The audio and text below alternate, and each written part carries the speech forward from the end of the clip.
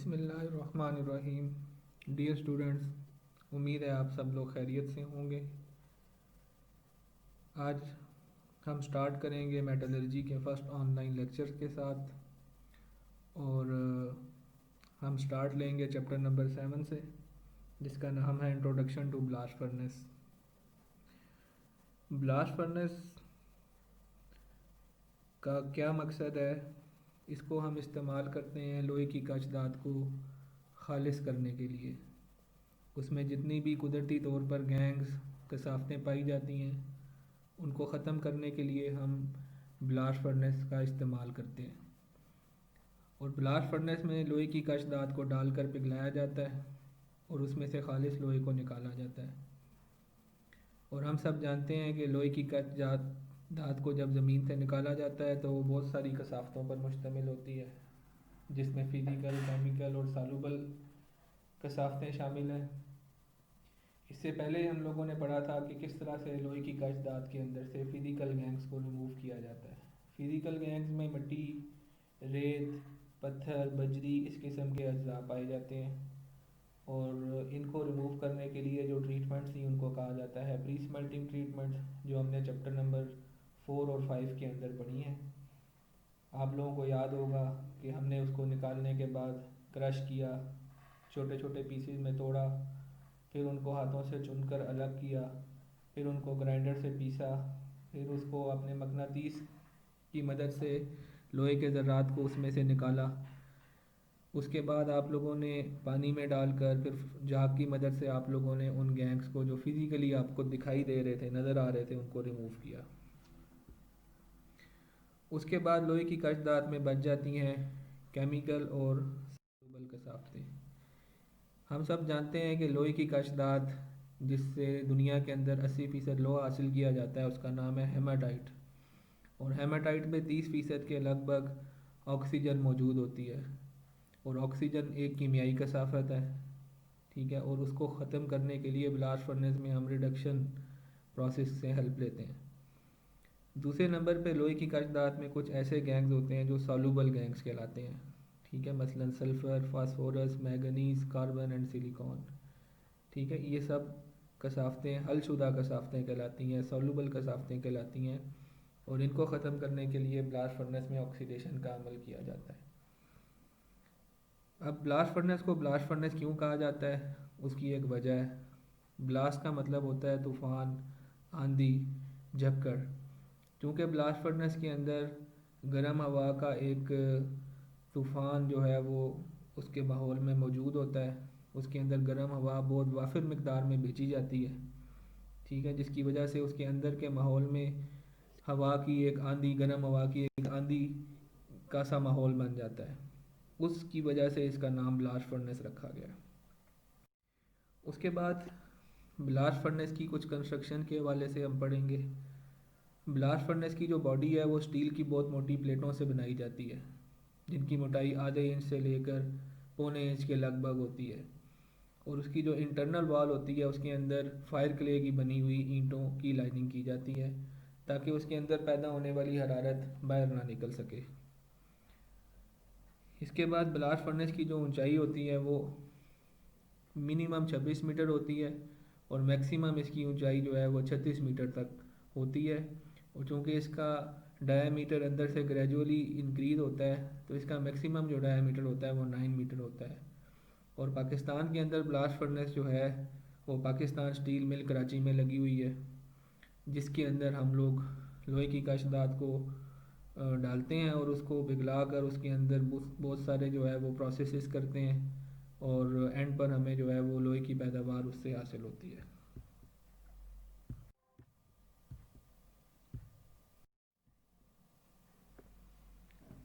इसके बाद हम पढ़ेंगे कंस्ट्रक्शन ऑफ ब्लास्ट फर्नेस।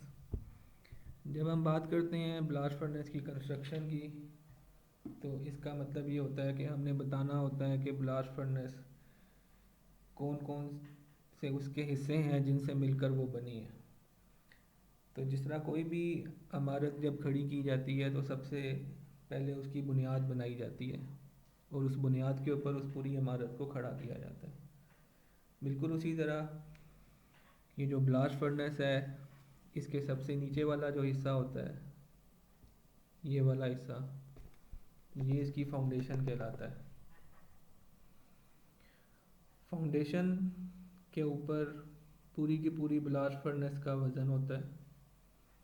तो फाउंडेशन को इतना मज़बूत होना चाहिए कि अपने ऊपर आने वाला बोझ बर्दाश्त कर सके। ब्लास्ट फर्नेस की बॉडी का वज़न, उसके अंदर जो ईंटें लगी हुई हैं उनका वज़न, इसके अलावा ब्लास्ट फर्नेस में जो ख़ाम माल डाला जाएगा उस ख़ाम माल का वज़न, ये तमाम का तमाम वज़न फाउंडेशन इस काबिल हो कि वो उसको बर्दाश्त कर सके। तो इसलिए फाउंडेशन को काफ़ी मज़बूती के साथ बनाया जाता है। कंक्रीट का ये स्ट्रक्चर होता है और इसकी मज़बूती को बढ़ाने के लिए बीम्स और पिलर्स का इस्तेमाल किया जाता है।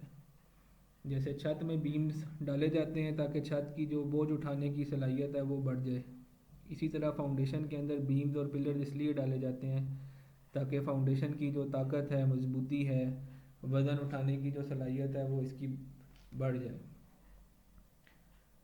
तो ये जो फाउंडेशन होती है ब्लास्ट फर्नेस की, ये 10,000 टन के करीब जो है इसकी मज़बूती होती है। यानी अगर 10,000 टन वज़न इसके ऊपर आए तो उस वज़न को उठाने की ये सकत इसके अंदर पाई जाती है। इसके बाद फाउंडेशन के ऊपर ब्लास्ट फर्नेस का सबसे नीचे वाला हिस्सा जो होता है इसको कहा जाता है हर्थ या क्रूसिबल। जो ब्लास्ट फर्नेस के अंदर ख़ाम माल डाला जाता है वो ब्लास्ट फर्नेस के अंदर जब वो पिघलता है तो वो पिघलने के बाद हर्थ के अंदर जमा होता है, इसीलिए हर्थ को क्रूसिबल भी कहा जाता है। ठीक है, तो हर्थ जो है ये ब्लास्ट फर्नेस का सबसे नीचे वाला हिस्सा है जो फाउंडेशन के ऊपर आपको नज़र आ रहा है, cylindrical part of blast furnace. और हर्थ में और बाकी ब्लास्ट फर्नेस में ये डिफरेंस नज़र आ रहा है कि हर्थ का जो इंटरनल डायमीटर है वो कांस्टेंट है, उसमें कोई तब्दीली नहीं आ रही। हर्थ के ऊपर जो ब्लास्ट फर्नेस का हिस्सा है उसमें ग्रेजुअली डायमीटर बढ़ता है, फिर ग्रेजुअली डायमीटर। इसके बाद हम पढ़ेंगे कंस्ट्रक्शन ऑफ ब्लास्ट फर्नेस। जब हम बात करते हैं ब्लास्ट फर्नेस की कंस्ट्रक्शन की तो इसका मतलब ये होता है कि हमने बताना होता है कि ब्लास्ट फर्नेस कौन कौन से उसके हिस्से हैं जिनसे मिलकर वो बनी है। तो जिस तरह कोई भी इमारत जब खड़ी की जाती है तो सबसे पहले उसकी बुनियाद बनाई जाती है और उस बुनियाद के ऊपर उस पूरी इमारत को खड़ा किया जाता है। बिल्कुल उसी तरह ये जो ब्लास्ट फर्नेस है इसके सबसे नीचे वाला जो हिस्सा होता है, ये वाला हिस्सा, ये इसकी फाउंडेशन कहलाता है। फाउंडेशन के ऊपर पूरी की पूरी ब्लास्ट फर्नेस का वज़न होता है।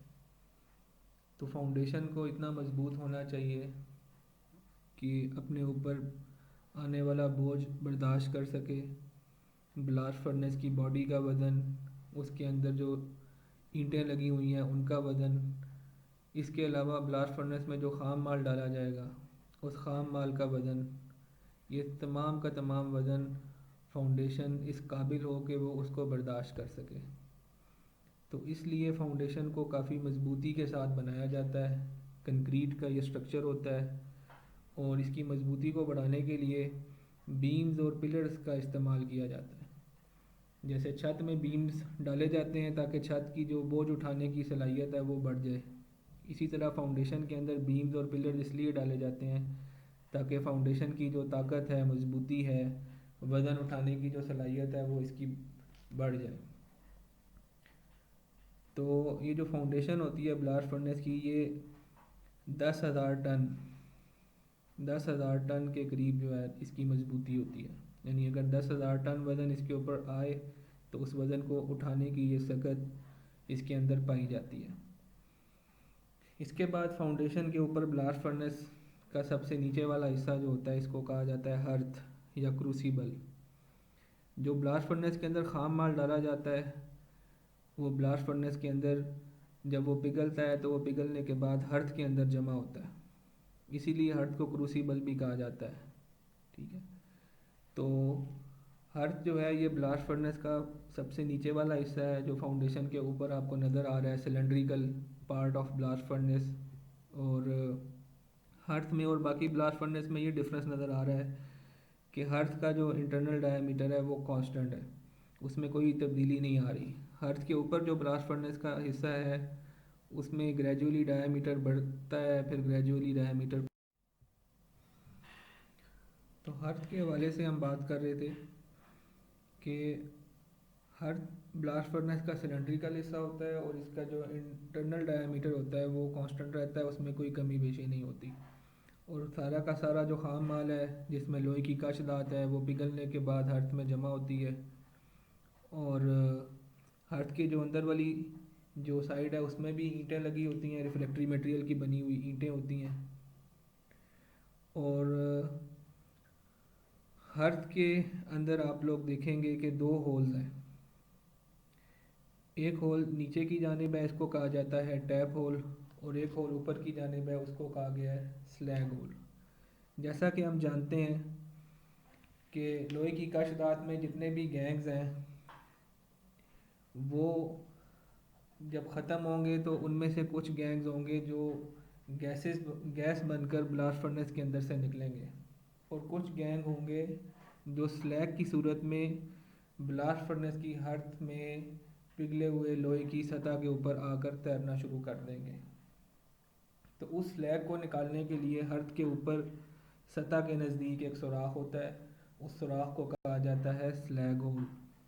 जैसा कि आप देख सकते हैं कि ड्राइंग में स्लैग होल को लेबल किया गया है, ये छोटा सा एक सुराख होता है, और इस सुराख को जब खोला जाता है तो इसमें से स्लैग बाहर आता है, और इसके आगे एक रास्ता बना हुआ है जिस रास्ते से होते हुए स्लैग को कलेक्ट किया जाता है। इस रास्ते को कहा जाता है स्लैग स्पाउट। इससे कुछ 3.5 से 4 फुट नीचे एक और होल होता है, उसको कहा जाता है टैप होल। इन दोनों होल्स के दरमियान 3.5 से 4 फुट का फासला होता है।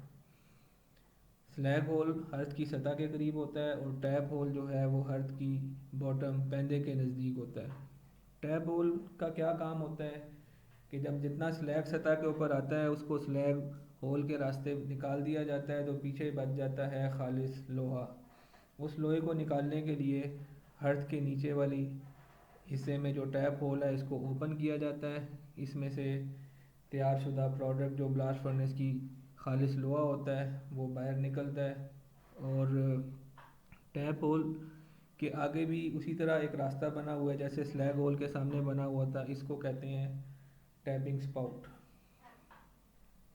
ठीक है, तो हर्थ के साथ साथ हमने देखा कि हर्थ में दो होल होते हैं, स्लैग होल स्लैग को निकालने के लिए और टैप होल पिघले हुए लोहे को बाहर निकालने के लिए।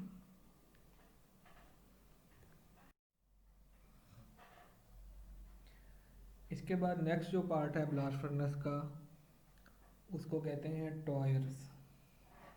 ये चूँकि जो स्केच आप लोगों के सामने बनाया गया है ये 2D स्केच है, तो इसमें आप को एक एरो का निशान नज़र आ रहा होगा। दो होल्स आपको लेफ़्ट और राइट साइड पे दिखाई दे रहे होंगे जिनमें से हॉट एयर ब्लास्ट फर्नेस के अंदर एंटर होती है। इन होल्स को कहा जाता है टॉयर्स। इनकी कुल जो तादाद होती है ब्लास्ट फर्नेस में वो 18 से 20 होती है, और इनका साइज़ जो है वो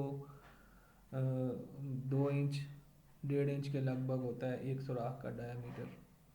और ये एक ही लेवल पर होते हैं और ये पूरी गोलाई में आते हैं और इनकी तादाद 18 से 20 होती है, और इनके रास्ते गर्म हवा ब्लास्ट फर्नेस के अंदर एंटर होती है। इन सुराखों को कहा जाता है टॉयर्स। टॉयर्स से थोड़ा सा ऊपर एक हिस्सा है ब्लास्ट फर्नेस का जिसको कहा जाता है बॉश। बॉश की पहचान ये है कि ब्लास्ट फर्नेस का ये वो हिस्सा है जिसमें इसका इंटरनल डायमीटर जो है वो मैक्सिमम होता है। अगर बॉश से नीचे हर्थ की तरफ हम आएंगे तो ब्लास्ट फर्नेस का जो इंटरनल डायमीटर है उसमें कमी आएगी, और अगर बॉश से ऊपर की तरफ हम जाएंगे तो भी उसके इंटरनल डायमीटर में कमी आएगी। तो बॉश के मुकाम पर ब्लास्ट फर्नेस का जो डायमीटर होता है इंटरनल डायमीटर वो मैक्सिमम होता है, और इसको कहा जाता है कि ये ब्लास्ट फर्नेस का गर्म तरीन हिस्सा है। क्यों गर्म तरीन हिस्सा है? क्योंकि इसी मुकाम के ऊपर जो ईंधन है ब्लास्ट फर्नेस का उसको जलाया जाता है। क्योंकि इस जगह पर आग जल रही होती है तो इस जगह का दर्जा हरारत ब्लास्ट फर्नेस के बाकी तमाम हिस्सों के मुकाबले में सबसे ज़्यादा होता है। फिर हम बॉश से ऊपर की जानिब जाएं तो सबसे टॉप पे आता है ब्लास्ट फर्नेस का थ्रॉट, और थ्रॉट से लेकर बॉश के दरमियान जो कोनिकल शेप का हिस्सा है, इन्वर्टेड कोन, उल्टी कोन, इसको कहा जाता है स्टैक। स्टैक के अंदर भी ईंटें लगी हुई हैं, उसी तरह रिफ्लेक्टिव मटेरियल की बनी हुई ईंटें लगी हुई हैं। और चूँकि इन ईंटों ने हरारत को रोकना होता है तो एक तो इन ईंटों की थिकनेस जो है वो बहुत ज़्यादा होती है। इन ईंटों की थिकनेस 22 इंच से लेकर 24 इंच तक होती है। आम जो हम अपने घर के अंदर ईंट इस्तेमाल करते हैं वो 4 इंच मोटी होती है। तो जो ईंट ब्लास्ट फर्नेस के अंदर लगाई जाती है हरारत को रोकने के लिए, उसकी मोटाई उसके मुकाबले में 6 से 7 गुना ज़्यादा होती है। 24 इंच उसकी मोटाई होती है। और उन ईंटों की हिफाजत के लिए, उनको ओवर हीट होने से बचाने के लिए उनके अंदर पानी के पाइप रखे जाते हैं। कॉपर की ट्यूबें होती हैं जिनमें से मुसलसल ठंडा पानी सर्कुलेट कर रहा होता है, और उसकी वजह से ये ईंटें ओवर हीट नहीं होती, यानी कि इनका दर्जा हरारत एक ख़ास हद से तजावुज़ नहीं करता।